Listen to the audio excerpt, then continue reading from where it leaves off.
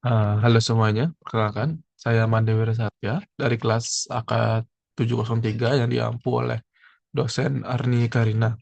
Di sini saya akan menjelaskan tiga soal akuntansi keuangan lanjutan 2 sebagai bagian dari tugas UAS saya.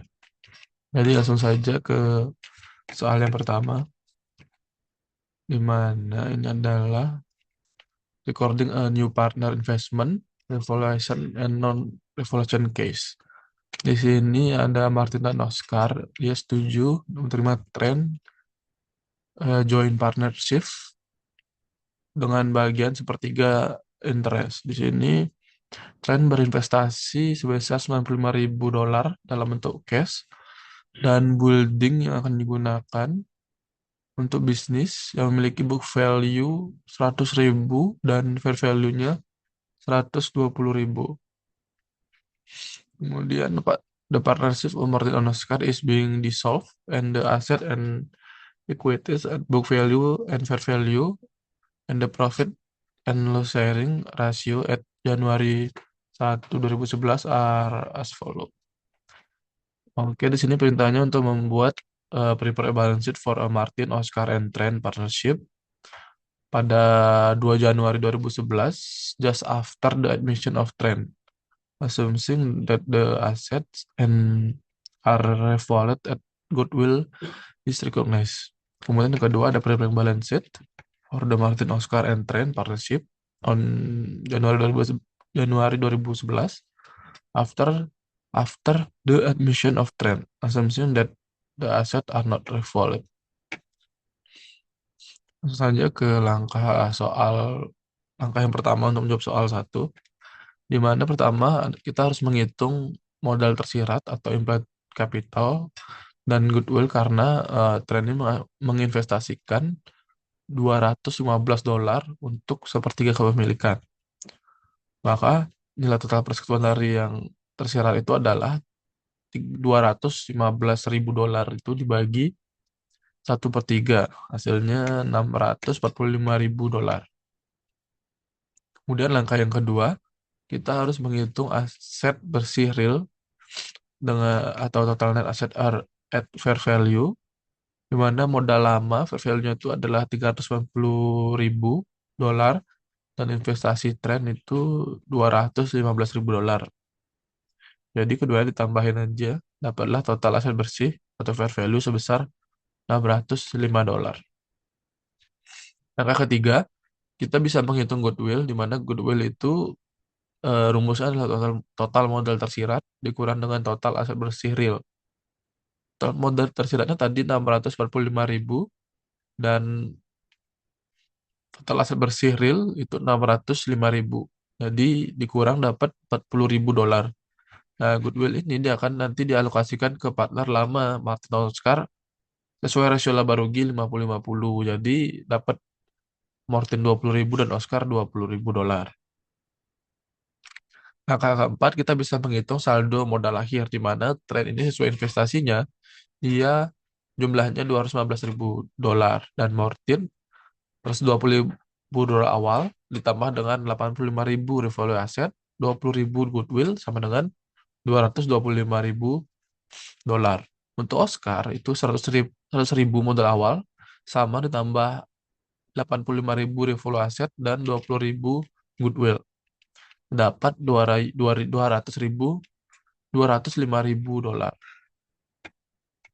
Kemudian untuk mengecek kita bisa menambahkan di mana eh, modal akhir dari tren Martin dan Oscar 215.000 punya tren, 225.000 punya Martin, dan 205.000 punya Oscar ditambahkan 645.000 sesuai dengan sesuai dengan eh, modal tersirat yang ada di awal. Nah, ini kalau ada yang bertanya bagaimana cara mendapatkan angka revaluasi yang 85.000 dan goodwill yang 20.000, di sini saya berikan penjelasan di mana cara mendapatkan $85.000 atau revaluasi asetnya. Di sini sebenarnya itu adalah selisih dari nilai wajar atau fair value-nya dengan nilai buku atau book value-nya. Di sini kita lihat di persediaan, fair value awal itu 200.000 fair value-nya, dan book value 50.000. Jadi ada selisih 150.000. Kemudian di plan asetnya, fair value itu 120.000, book value 100.000. Jadi ada selisih sebesar 20.000. Jadi total kenaikan asetnya itu adalah 170.000. Karena Martin Oscar itu berbagi laba ruginya 50-50, maka itu dibagi dua. Martin dan Oscar mendapatkan 85.000. Dan untuk goodwill, itu sebenarnya kita sudah melihatnya di langkah satu dan langkah dua. Itu tinggal kita kurangkan dan dapat selisih sebesar 40.000. Jadi kita bagi dua kepada Martin dan Oscar dapat 20.000, 20.000. Nah, ini adalah balance sheet yang terjadi pada 2 Januari 2011 milik Martin dan Oscar setelah Ten join. Mana ada dari asetnya ada cash $20.000 ditambah dengan $95.000 itu dapat 115.000. Kemudian ada akun receivable-nya 100.000 dan inventory value 200.000. Kemudian plan asetnya ada 240.000 itu dapat dari 120.000 yang lama dan 120.000 yang baru. Ada goodwill 40.000. Jadi total asetnya itu adalah $695.000. Di bagian liabilities dan kapitalnya ada akun payable sebesar 50.000, kemudian kapital di mana Bottom kapital itu 225.000, Oscar kapital 205.000, dan rent kapital 215.000. Jadi didapat total liabilitas dan kapitalnya itu 695.000. Nah, untuk soal 2 ini adalah tentang statement of partnership liquidation and partner insolve case. Di mana di sini terlihat ada partnership dari Ace Band, Sid, and Don is dissolved on January 5, 2011 and the account balance at June 30, 11 after all non-cash assets are convert into cash. Nah, di sini dikasih informasi bahwa ada cash 200.000, kit capital 170.000, dan down capital 80.000. Ada akun payable juga 400.000, ada is capital dan bank capital. Berarti di sini ada is 40.000 dan bank capital 10.000. Jadi total debit kreditnya 450.000. Nah, ini ada tambahan informasi di mana presentasi dari represent of relevant profit and loss sharing ratio. Ini profil laba rugi, kemudian personal asset liabilities of the partners of June 30, ada is, ada personal asset 600.000, band 100.000, chip 400.000, dan down 100.000, di mana personal liabilities mereka is 300.000, band 150.000, chip 300.000, dan down 20.000. Nah, ini ada instruksi lanjutan dari soal 3 sampai 6. Ini akan kita bahas langsung di bagian berikutnya. Di sini, di mana ini adalah balance pada 30 Juni. Perusahaan memiliki cash 200.000, liabilities 400.000, cash capital 40.000 dengan 50%, bank capital dengan 10.000 sebesar 20%, kemudian cheat capital itu masih berutang 170.000 dengan 20%. Dan kapital juga berutang minus 80.000 dengan kepemilikan sebesar 10%. Nah, pada 1 Juli, di sini S berinvestasi sebesar 200.000. Jadi cash nambah 200.000 dan S capital nambah 200.000. Dan pada hari yang sama itu digunakan untuk membayar hutang perusahaan. Jadi cashnya langsung berkurang 400.000 dan hutangnya berkurang 400.000.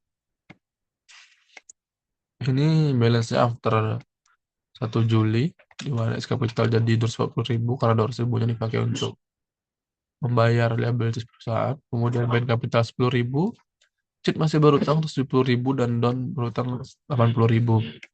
Pada 15 Juli, Cheat dan Don itu membayar utang mereka, di mana Cheat itu membayar sebesar 100.000 dan Don membayar 80.000. Don langsung pada balance sheet selanjutnya, Don langsung eh, lunas jadi sisa nol. Kemudian Cheat masih menyisakan minus 70.000, Ben 10.000, air kapital 240.000, dan gaji perusahaan berarti bisa menjadi 180.000. Nah, pada 15 Juli kita harus mengalokasikan defisit yang tersisa, di mana ada sisa minus 70.000 dari cheat. Ini dibagi ke is, Ben, dan Don sebesar presentasi yang mereka miliki 50, 20, dan 10. Jadi is itu mendapatkan 43.750, Ben harus membayar 17.500, dan Don 8.750. Jadi balance sheet-nya pada 15 Juli setelah dibagi adalah cash 110.000, cash capital 196.250, Ben masih minus 7.500. Setelah kemudian Don jadi minus 8.250. Kemudian kita harus mengalokasikan defisit yang tersisa, di mana kita akan mengukurangkan defisit milik Ben yang dibagi kepada Is dan Don sebesar 50/10. Jadi Is itu mendapat minus 6.250 dan Don minus 1.250. Jadi balance sheet pada 15 Juli ini cash tetap 180.000, Is itu 190.000, dan Don masih menyisakan minus 10.000. Karena tinggal Is dan Don, berarti minus ini dialokasikan kepada Is. Jadi Is masih dapat minus 10, dan terakhir jadi Don udah 0. Jadi cashnya tetap 10.000 dan Is capital 180.000. Ini final distributionnya pada Juli 31. Karena Is sisa 180.000 dan cash 180.000 bisa dikurangkan jadi 00. Kita lanjut ke soal yang ketiga. Di mana ini ada West Corporation report salesnya itu $810.000, consolidation income before tax $188.000, total aset $1.200.000. Di situ juga ada reported OS for operation of division are as follow, di mana division A, division B, C, dan D memiliki sales to outsiders, kemudian intercompany sales, dan traceable cost dan asetnya masing-masing. Kemudian ini perintahnya untuk prepare a segmental disclosure workshop for the company, kemudian prepare schedule showing which segment are reportable. Langsung saja kita ke langkah yang pertama. Di sini kita sebelum membuat worksheet-nya, kita tuh perlu mengalokasikan joint production cost sebesar 45.000 berdasarkan total sales masing-masing divisi. Nah, kita menghitung total sales per divisi A, B, C, D, di mana dengan outsider masing-masing, kemudian ditambah dengan internnya.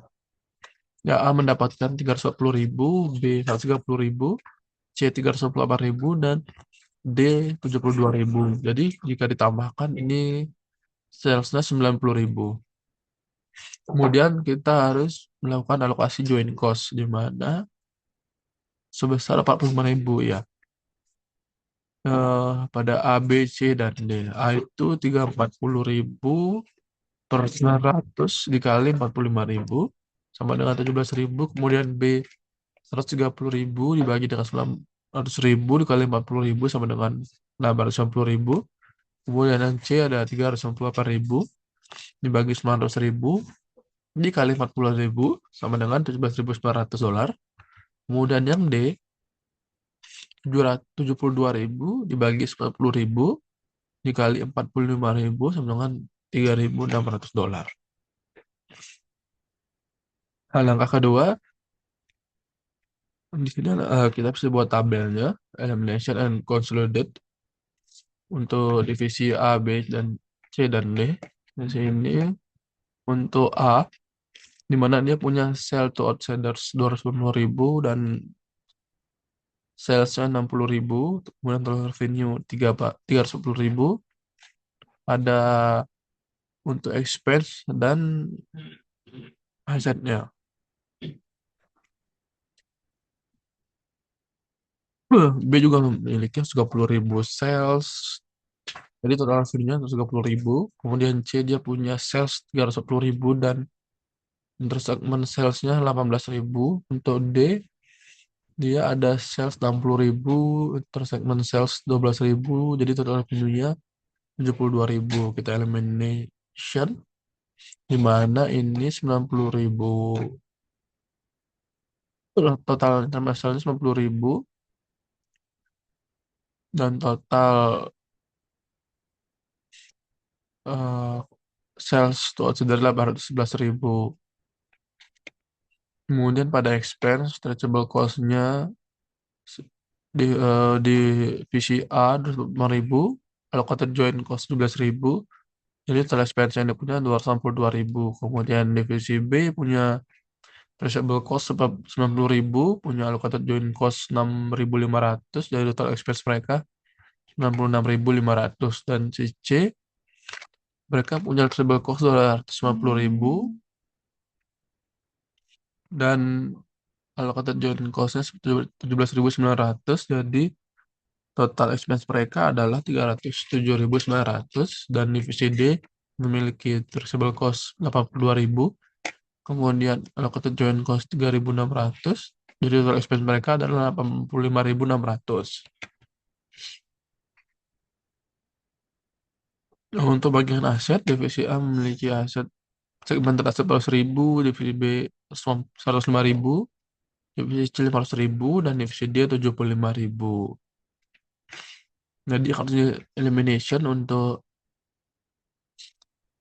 aset adalah 120.000 dan 120.000. Untuk consolidated-nya dari segmen aset 1.080.000 dan general corp asetnya 120.000. Oke, jawaban poin kedua di sini ada ambang batas atau threshold sebesar 10% dari combined sales mereka. Jadi combined sales kan dapat 900.000. Jadi 10%-nya itu adalah 90.000. Jadi di divisi A dengan total aset 340.000, threshold lebih dari 90.000. Nah, ini reportable statusnya. Kemudian divisi B ini 330.000, dia lebih besar dari 90.000, reportable juga. Divisi C 398.000, lebih besar daripada 90.000, ini juga reportable. Cuman untuk kasus divisi D, dia hanya mendapatkan total sales sebesar 72.000, itu lebih kecil daripada 90.000, maka mereka not reportable.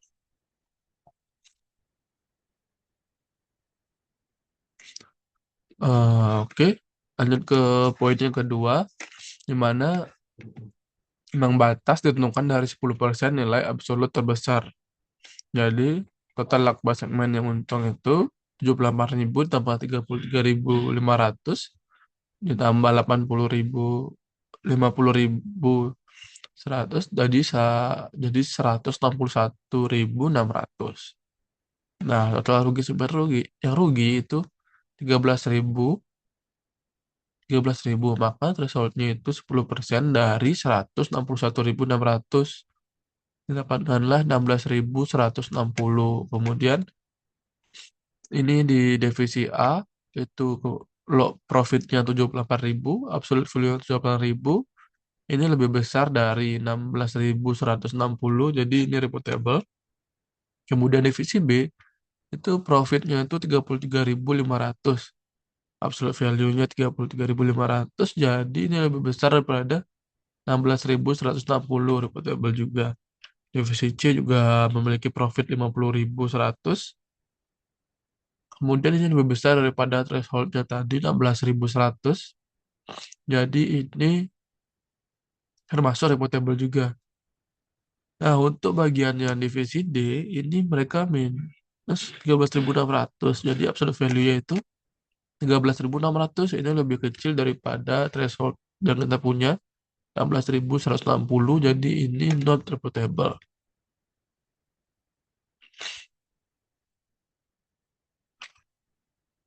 Wah, ini selanjutnya adalah ambang batas 10% dari total segmen. Di mana ini total segmennya itu 1.080.000. Jadi 10%-nya itu 108.000.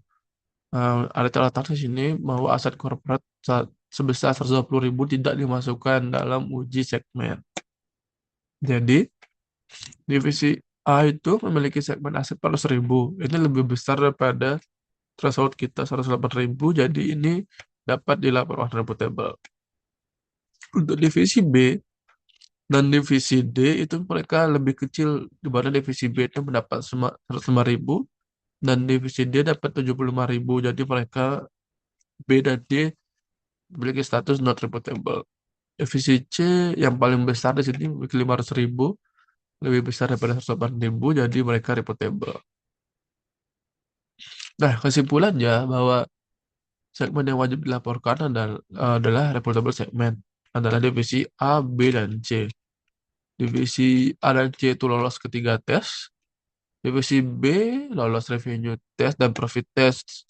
Divisi B itu gagal pada tes total aset.